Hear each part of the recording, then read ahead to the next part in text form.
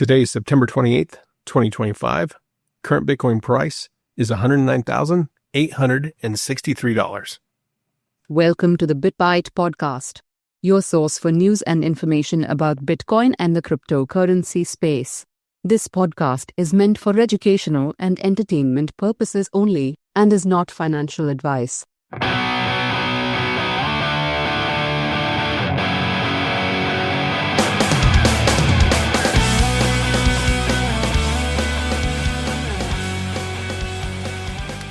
Hey everyone, I do want to start off by apologizing that we've been kind of out of the mix for a bit here. We basically missed, a month, Rick? Basically. Actually, a little over. A little bit over a month. Yeah, looks like it was August 27th was the last time we did an episode. So it's just over by one day, it looks like. I mean, depending on how you look at it, months are always different. But I apologize. I had some personal family matter stuff that I was dealing with, and I didn't feel like I could do this podcast justice during that time. My head was elsewhere. So, we apologize for such a prolonged outage. I think this is the longest one that we've done where we've gone this long without recording. But we're back and we're going to try and get back on track. And I do apologize for that, but life sometimes gets in the way. Looking at this, there's a lot of stuff that's kind of taken place. Price wise hasn't been too crazy. Looks like from the last time we recorded, we were at $111,459. Price has been kind of teetering around. September was expected to be sort of a down month, and it looks like for the most part, we just kind of stuck sideways. We'll have to sideways and down. Yeah, sideways and down. We'll have to see what the market does today as we close out the week, but we still have a couple more days afterwards to close out the month. And then we go into what they typically call October. So we'll have to see how that kind of plays out. But what are we looking at with our theoreticals right now, Rick? So first theoretical purchase back in October 2023, $3,000 would have bought you 0.0885 Bitcoin. That $3,000 investment is now worth $9,723. So, I mean, we've seen it much higher, but it's still, you're doing over 3 times as good.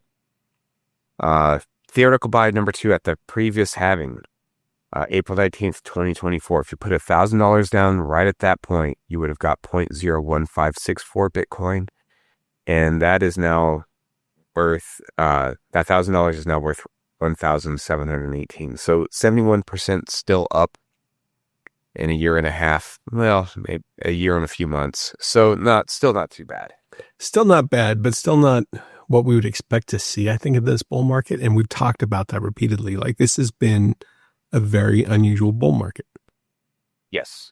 Well, a couple things that are kind of leaning against what's happened is really we hit an all-time high before the halving. Yeah. Which is unheard of. In a weird way, this bull market feels like it's gone on longer than anyone we've ever experienced.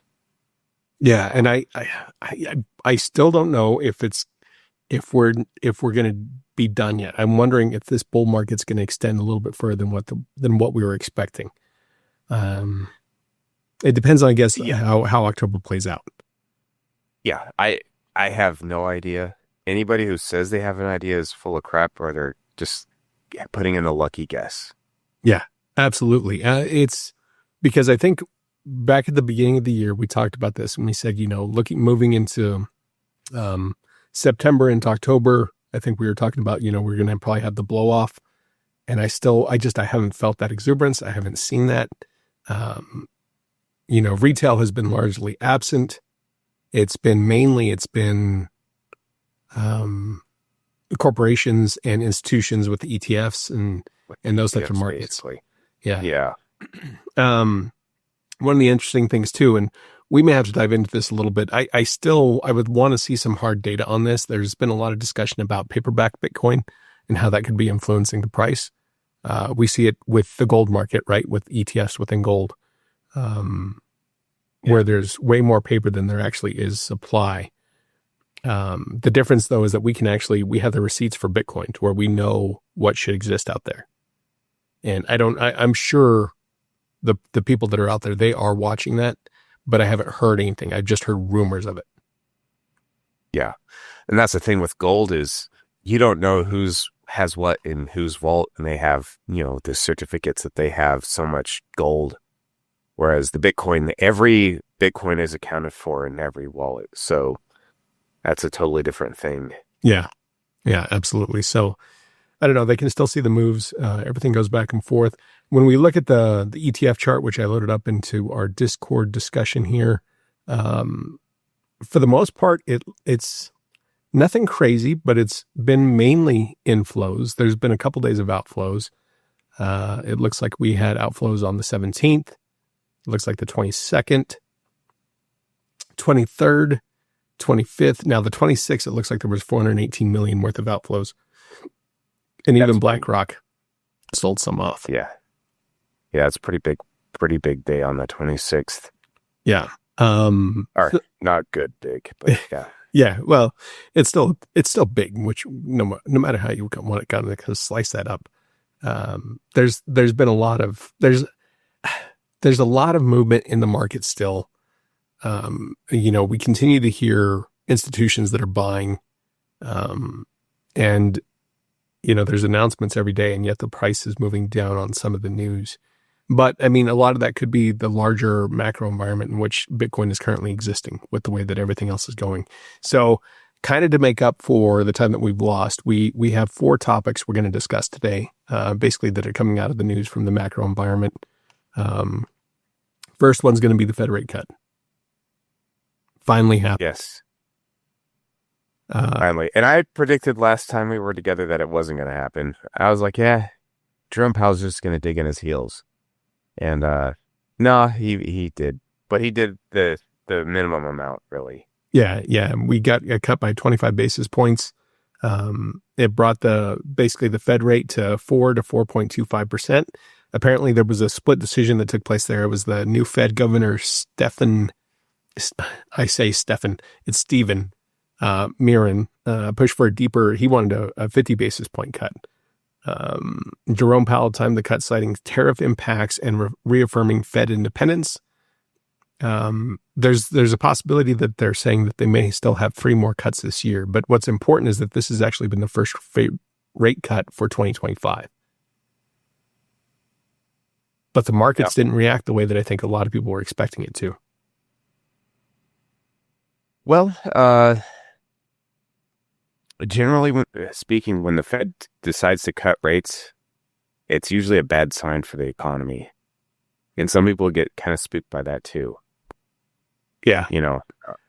And, a lot of times Fed rate cuts are really bad signal for the stock market. So, that it's kind of sometimes it's good. Oh, it's going to increase activity. And then other ones like, whoa, what's going on here? So, well, and how the market takes it. I think it's one of those things to keep in mind, like talking with people that are like, oh yeah, no, the Fed's going to cut rates. Like the positive side is I can't even say there's a positive side. The positive side is it makes it cheaper for borrowing. So that means more money printing.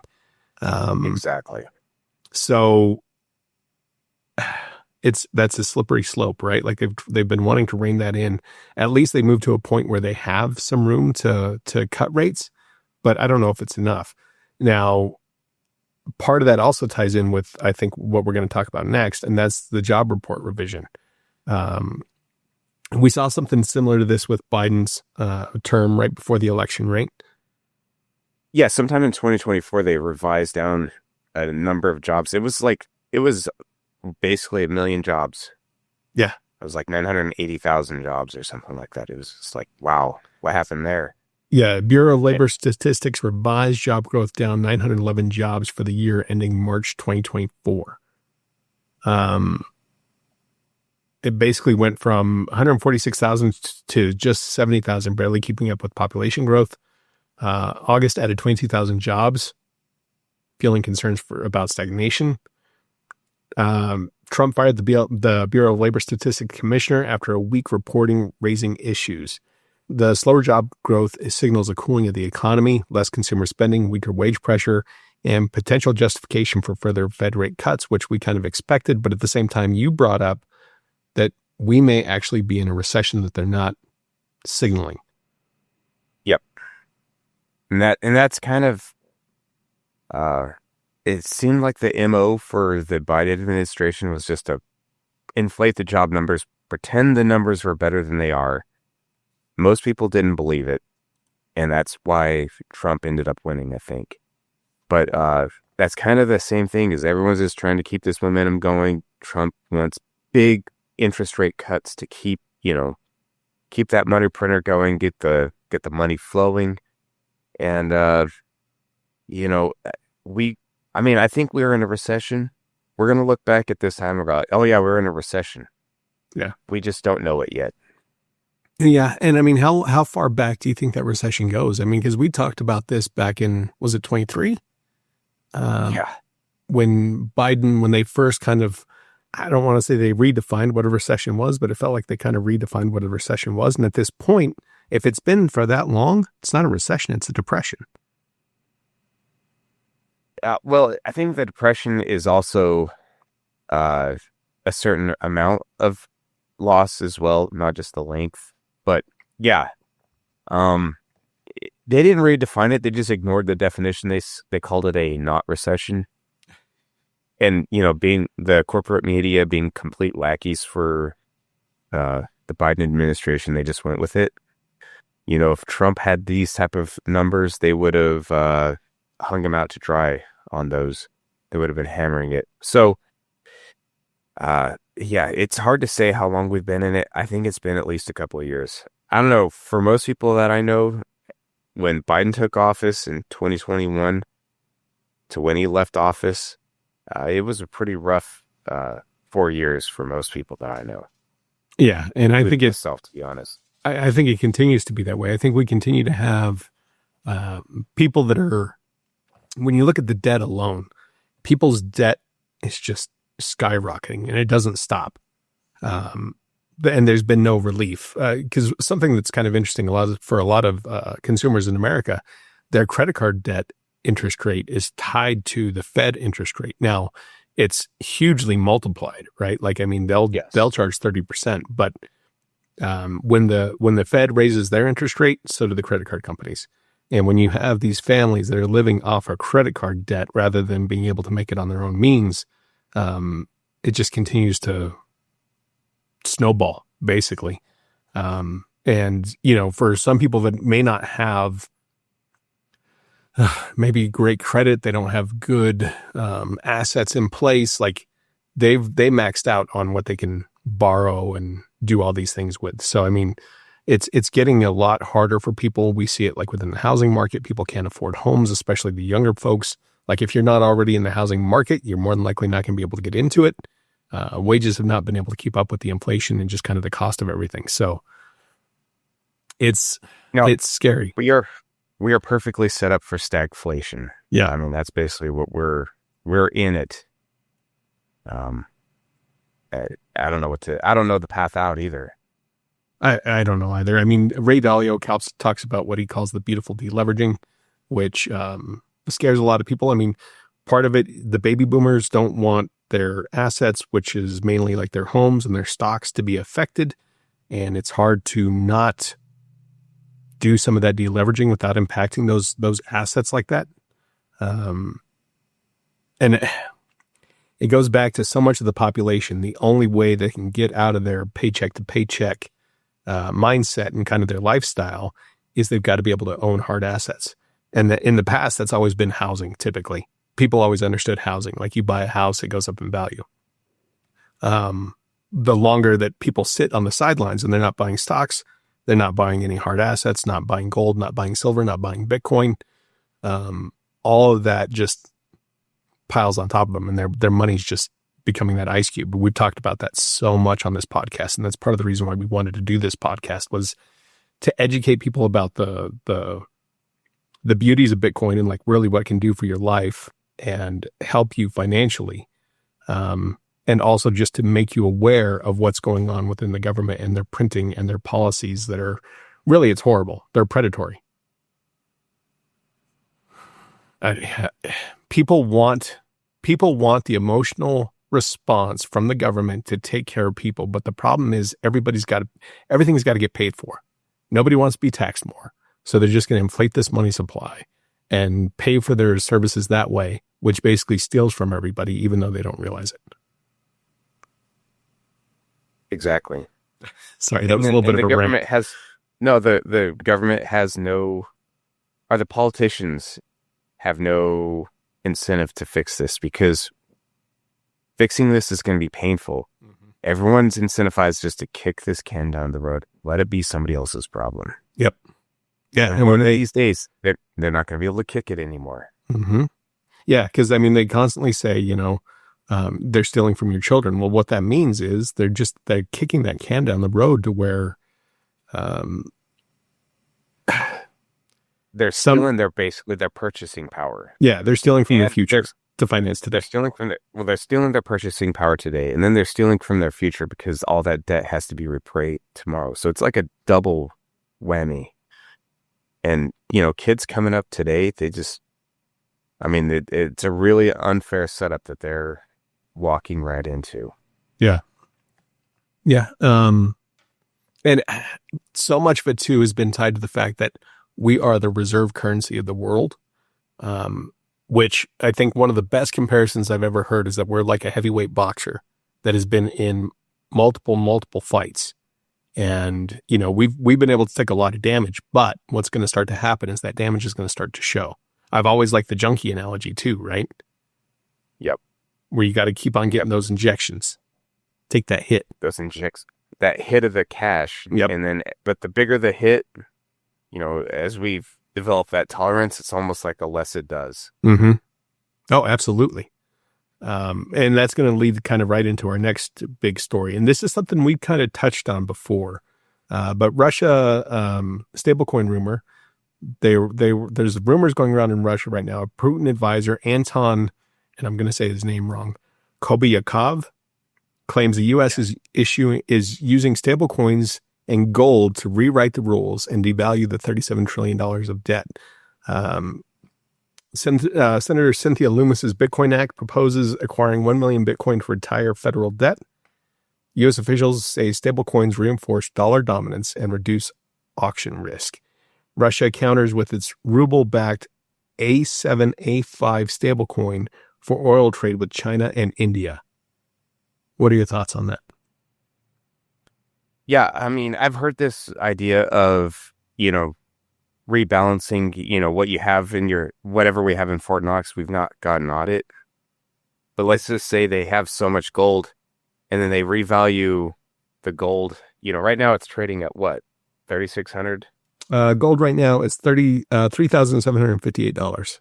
$750. Wow, it's even higher. Mm-hmm. So $3,700. Let's say we just took it from that, and then we took it all the way up to 20, 30, maybe even 40 grand an ounce.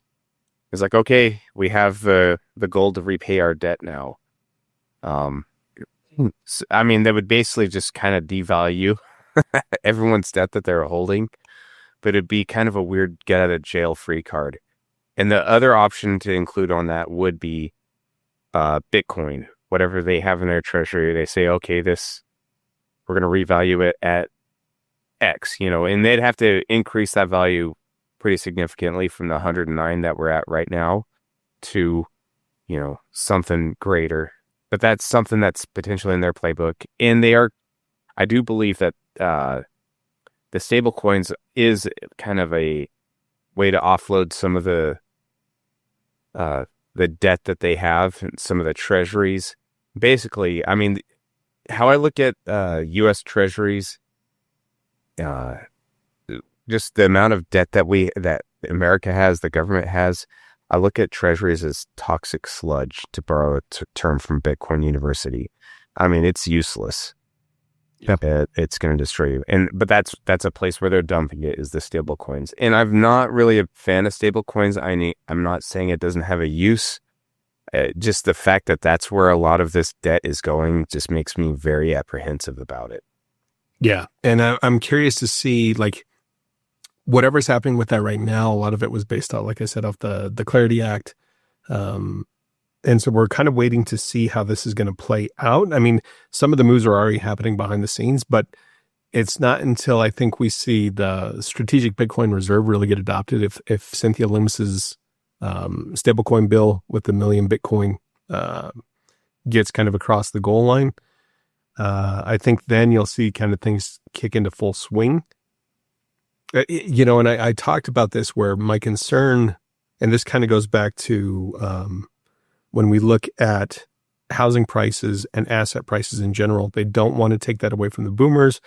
They need to inflate the money supply, but they don't want to impact those assets currently. Like they can't make housing more unaffordable than what it already is. That's going to be detrimental, even worse than what it currently is. So they need a place that they can inflate the money without affecting those hard assets that way. And I really think that's where we look at Bitcoin and the stablecoin market as kind of a pressure relief valve to the system. That's been my theory with the whole thing.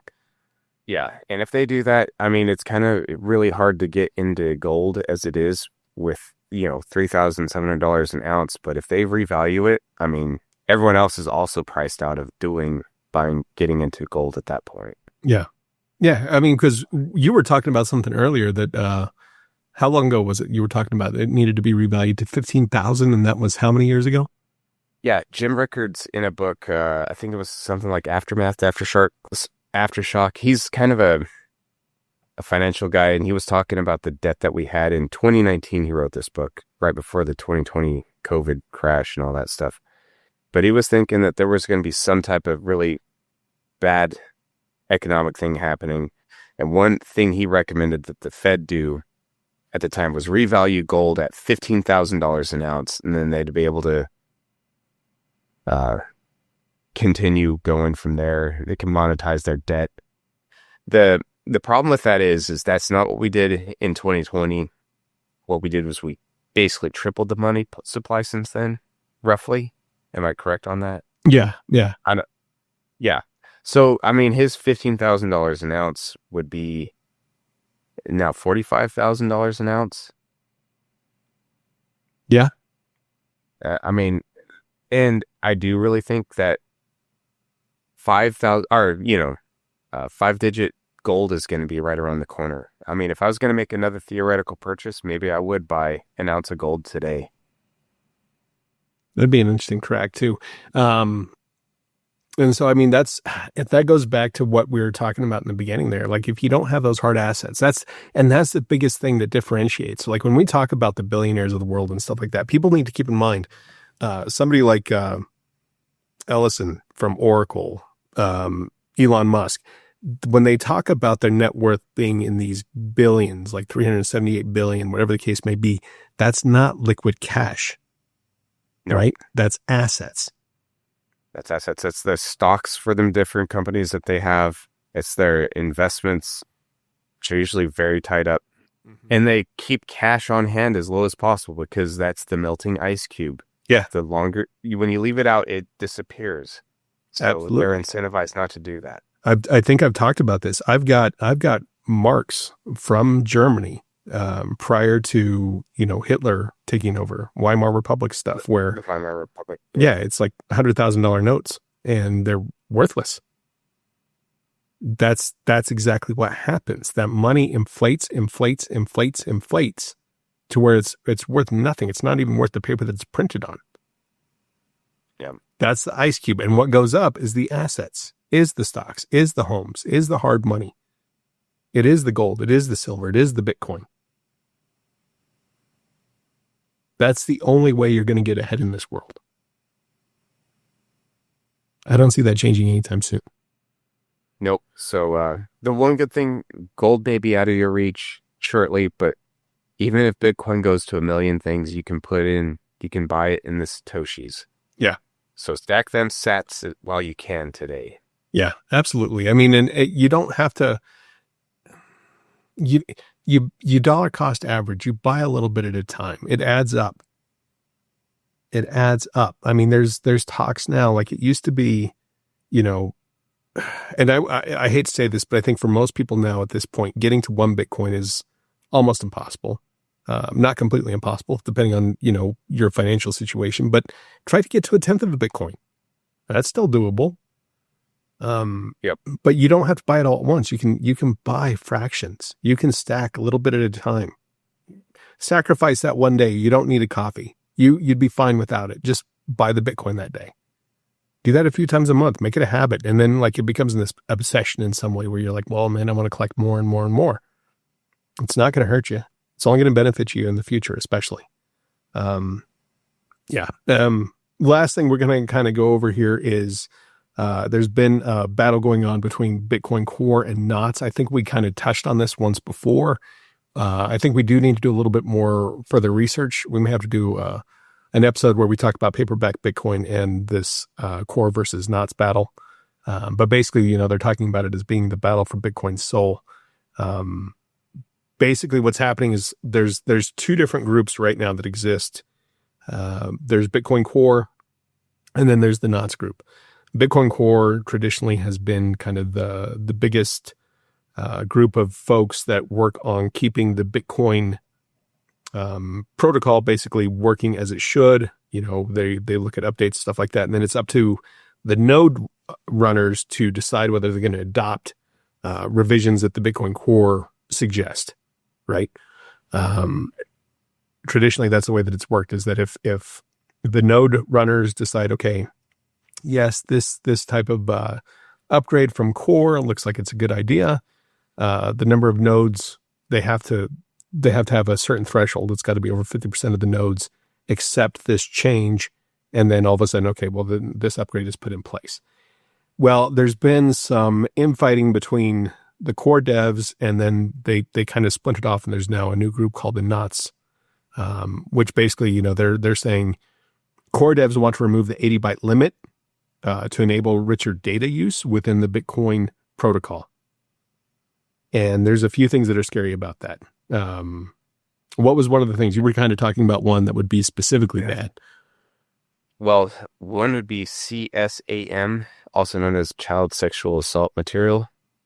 Basically, images of children and that kind of thing. If you can store pictures on there, there's going to be some bad actor who will put that kind of thing onto the ledger. And then at that point, everybody who's running a Bitcoin Core node will be sharing that and will have it on their system. And you got to remember, once that's in place, that record is immutable. Yes. It can't go away. So that's been a huge controversy. The knots protocol, on the other hand, was led by Luke Daschger and Peter Todd, and this invites spam and dilutes Bitcoin's monetary focus, which is absolutely true. I think there was part of this kind of arose during the NFT craze from the previous cycle, where a lot of people have talked about Bitcoin, whether you're looking at Ethereum, whether you're looking at ADA, whatever the case may be, all of these can be implemented into Bitcoin. All it requires is a software upgrade. And so what they were trying, I don't know if they were trying to just demonstrate look, you can actually get these on Bitcoin as well. And, what's the point of having all these other protocols if Bitcoin can do all the same thing? The other problem with it is that we go back to if you start to increase the block size, and it's not necessarily the block size, but the limit, I guess, on the what information is within the transactions, that causes an issue with decentralization again. It's almost back to the block size war, where you can bloat what it takes to hold a copy of the ledger, rather than having it, on a little node device, which is like a mini computer that anybody pretty much can run. I'm not going to say everybody, because they're not super cheap, but they're not super expensive either. Anybody can run this and secure the network. And so whenever you look at inflating that, and then all of a sudden, it's going to take terabytes of information to be able to store this thing, that's where it kind of gets off the rails. And I think that's one of the big things that they fight about between the two. Basically, there's two different camps on this. Knots aligned with ocean backs, and I've got to do more information on that. Ocean backs datum core aligned pools support Stratum version 2. There's been a big increase within the knots usage. It's up 17%, which is basically signaling there's a protest against core because of what they're about to do with core version 30. And it looks like there's supposed to be a October release for that, which could be a potential flashpoint between this battle between knots and core. Basically, I mean, if we want to keep Bitcoin decentralized, we got to make sure that regular people can run a node. And we need to keep it clean where it's not going to have all this, what would you call it? I mean, stupid stuff like spam stuff. Spam and trash. Yeah. Basically, yeah. We don't want that within the network. So we need to keep it clean and stripped down, and it needs to be focused on monetary transactions. I don't mind the little messages that are encoded into it, like where it's, Satoshi's initial message where it was Chancellor reduces rates, whatever the case may be. Like that's not a big deal. But when you start to actually include novels and JPEGs and all this other junk that doesn't belong in your monetary supply, that's where I think it causes the huge issue. Yep. No, this is going to be an interesting battle. It's last I saw, it was over 20% now has switched over to knots. So that's at least 1/5 of the mining that's being done is on that. So we'll do a little bit more research on this and see if we can provide a little bit more insight on what's going on. Yeah. Maybe we can be swayed. Maybe we find that this is better. I don't know. Yeah. I don't think so, but we'll see. I've got the knots API, like I've said, installed on my node right now. I haven't made the switch over. I talked about that actually on the collaboration episode that we did with the Build a Mine podcast.